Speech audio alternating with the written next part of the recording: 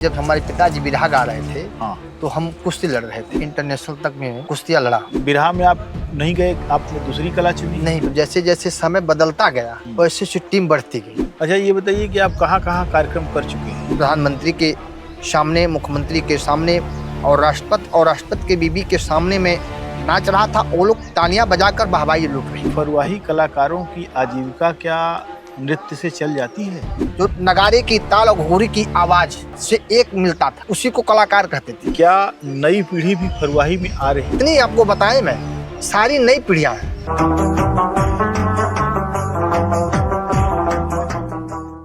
लोक कलाओं की श्रृंखला में जब हम देखते हैं तो अलग अलग लोक कलाएं एक बड़ी उपस्थिति उनकी रही है। बहुत सारी ऐसी लोक कलाएं हैं जो लुप्त हो रही हैं, उनका चलन कम हो रहा है, लेकिन एक समय ऐसा था जब वे अपने उरूज पर थीं। उन्हीं में से एक है फरुआही, जिसको लोग जंघिया नाच भी कहते हैं और अहिरऊ नृत्य भी कहते हैं।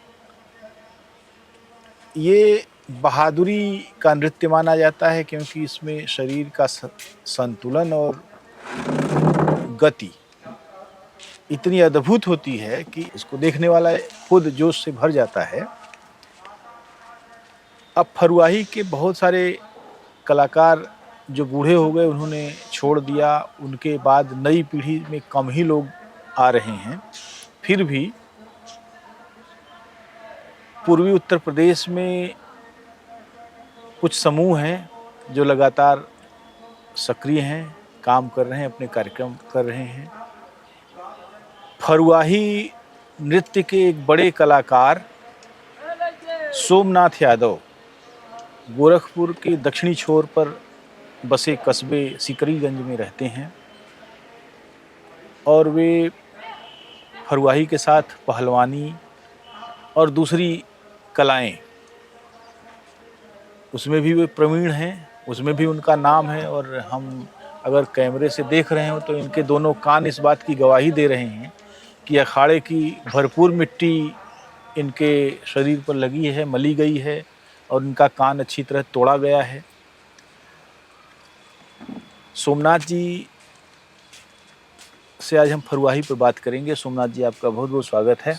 नमस्कार। आपका भी स्वागत है। आपकी बहुत बहुत कृपया है कि आप हमारे गांव में पधारे और हम लोगों की फरुआही को इस आप लोग अपने पूरी पार्टी के साथ बड़े बड़े शहरों में, बड़े बड़े ऊंचाइयों पर ले जाने का कृपया करेंगे। आपका जन्म इसी गांव में हुआ, आपके घर पर ही हम हैं, तो मुझे ये बताइए कि आपके जन्म की तारीख और साल क्या है? हमारे जन्म की तारीख 1/1/79 है।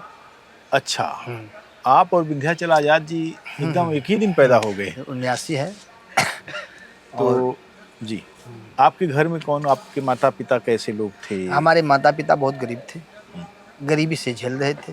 उसी समय मेरा जन्म हुआ और मेरे पिताजी बिरहा के बहुत अच्छे कलाकार थे। क्या नाम था आपके पिताजी का? रमाकांत यादव। अच्छा, तो बिरहा में आप नहीं गए, आपने दूसरी कला चुनी? नहीं, बिरहा में हम नहीं गए। जब हमारे पिताजी बिरहा गा रहे थे हाँ। तो हम कुश्ती लड़ रहे थे। हम जब पढ़ रहे थे हाँ। तो मैं कुश्ती लड़ रहे थे।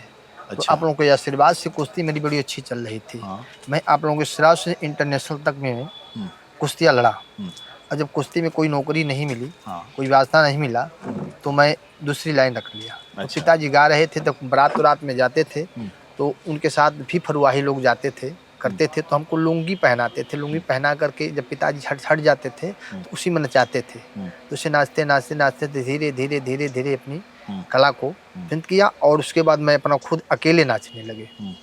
जब अकेले नाचते नाचते जब फ्री हुई, तो जैसे जैसे समय बदलता गया वैसे वैसे टीम बढ़ती गई। तो मैं नगारा ले लिया, नगारे पर नाचने लगे। जब एक नगारा एक नगारा था, एक हम थे, और तब नाचने लगे।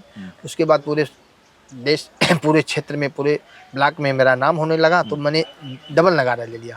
अब डबल नगारा है, 4 लोग नाचने वाले हैं। तो आप लोगों के आशीर्वाद से मैं प्रदेश स्तर तक मैंने ये फरुआही नृत्य कला का। फरुआही में नगाड़े का वैभव और घुंघरू का ये रहता है।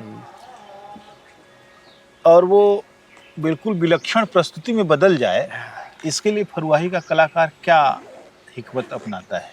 तो इसमें एक जब थोड़ा बदल जाता है तो उसमें क्या हिकमत करेगा, जब घुंघरू और नगाड़े की प्रसंग खत्म हो जाती है तो अब उसमें प्रयास करेगा कि इसको लाने के लिए, तो लाने के लिए प्रयास करेगा तो हर लोगों से कहेगा, हर लोगों से बात करेगा। नहीं, नगाड़ा अगर नहीं मिल रहा है तो ढोल हारमोनिया पर नाचेगा। कुछ डीजे बज रहे हैं इस समय, डीजे के पर चल रही है, डीजे पर चल रहा है बिना तो, घुंघरू के? नहीं हाँ। जब घुंघरू उसमें नहीं रहेगा तो कमर में बांध रहे हैं लोग। हाँ हाँ जी। कमर में बांध रहे हैं, वो जंघिया में लगा रहे हैं। हाँ हाँ पहले चल रहा था नगाड़े और पैर में घुंघरू बंद चल रहा जी था। जी। जो नगाड़े की ताल और घुंघरू की आवाज से एक मिलता था, उसी को कलाकार कहते थे। अब तो ऐसे है डीजे पर चलते हैं, डीजे का क्या बज रहा है तो लोग क्या क्या नाच रहे हैं, इधर से दौड़ रहे हैं उधर दौड़ रहे हैं। एक चीज विलुप्त हो रही थी, लेकिन ऐसी एक जागता जुगता हुआ कि एकदम एक बैग उठ गई। अच्छा ये बताइए कि आप कहाँ कहाँ कार्यक्रम कर चुके हैं? हम पहले देहात में बहुत से बरातों में देहातों में काम करते थे जी। कर चुके। अब सूचना विभाग और संस्कृत विभाग से कंटेक्ट माननीय विंध्याचल आजाद जी के कर कमलों द्वारा उनके कार्यक्रमों से मैं लखनऊ तक परीक्षा दे चुका हूँ लखनऊ में, और मुख्यमंत्री के अवसर पर, प्रधानमंत्री के सामने, मुख्यमंत्री के सामने और राष्ट्रपति के बीबी के सामने में नाच रहा था। वो लोग तालियां बजाकर वाहवाही लूट रही थी। मैंने पहले के राष्ट्रपति जो थे उनकी बीवी के सामने, क्योंकि अभी तो बीवी है राष्ट्रपति। हाँ, बीबी राष्ट्रपति है। हाँ।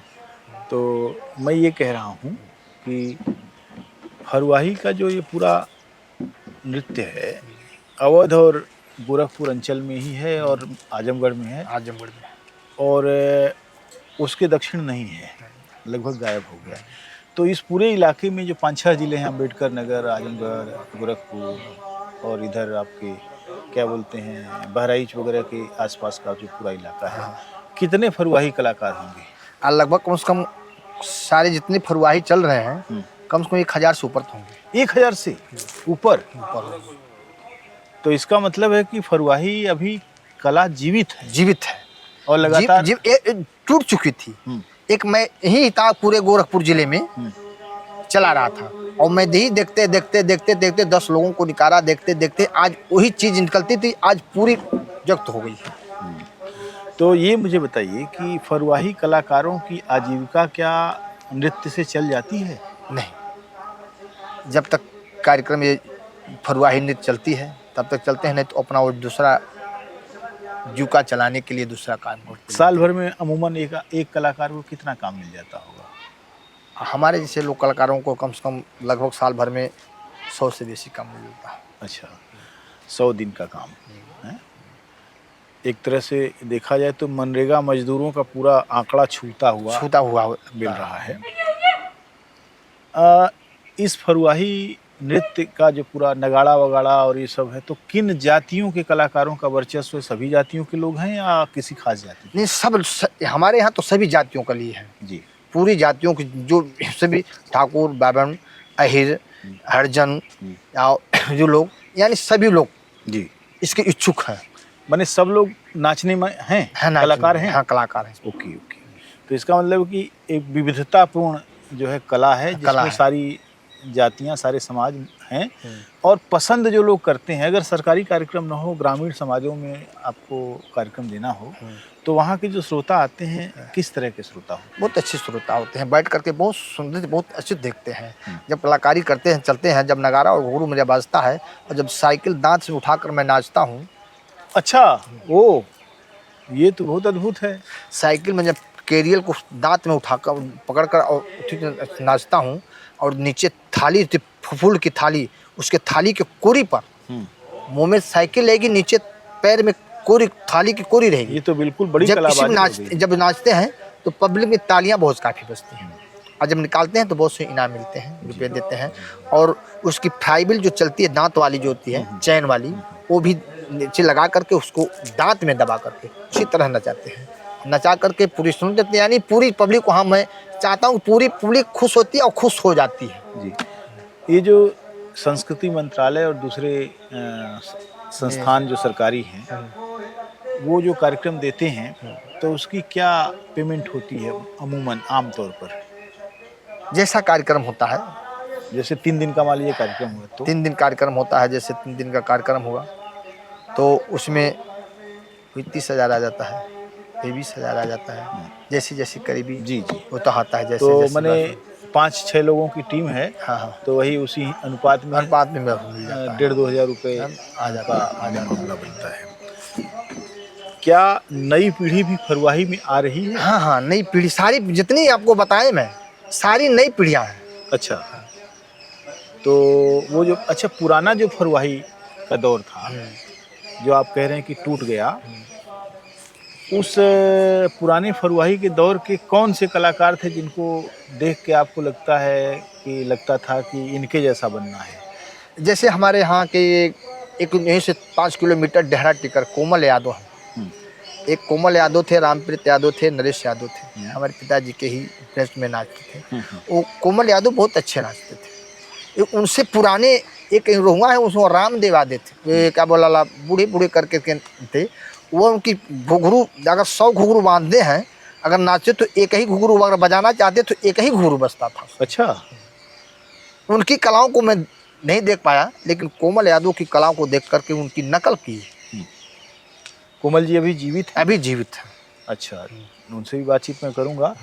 आखिरी प्रश्न ये है कि आप जो इस कला को लेके आगे चल रहे हैं, तो इस कला का भविष्य भी निश्चित रूप से जब लोग आ रहे हैं नए तो होगा, लेकिन वादक जो हैं वो आ रहे हैं कि नहीं? और क्या भविष्य दिखता है आपको? हमको भविष्य ये दिखता है कि फुलवाही नृत्य कला अब जैसी उभरी है, वैसे और आगे उभरती चली जाएगी। अच्छा, जी। नहीं, बहुत अच्छा है, बहुत-बहुत धन्यवाद आपने बातचीत की और फरुआही एक महत्वपूर्ण कला विधा है, जो अभी जैसे ही शुरू होगी उसका नगाड़ा बजते ही और घुंघरू बजते ही बजती लोगों में जोश जोश आ जाता है। और लोग उसको देखते हैं, ठहर कर देखते हाँ, हैं। बहुत सी चीज़ें फरुआही में शामिल हो रही हैं, बहुत सी चीज़ें छूट रही हैं, पुराने कलाकारों का जो वैभव है, इतिहास की वस्तु ज़रूर है, लेकिन उसे उसका उल्लेख किए बगैर वो पूरा नहीं होता।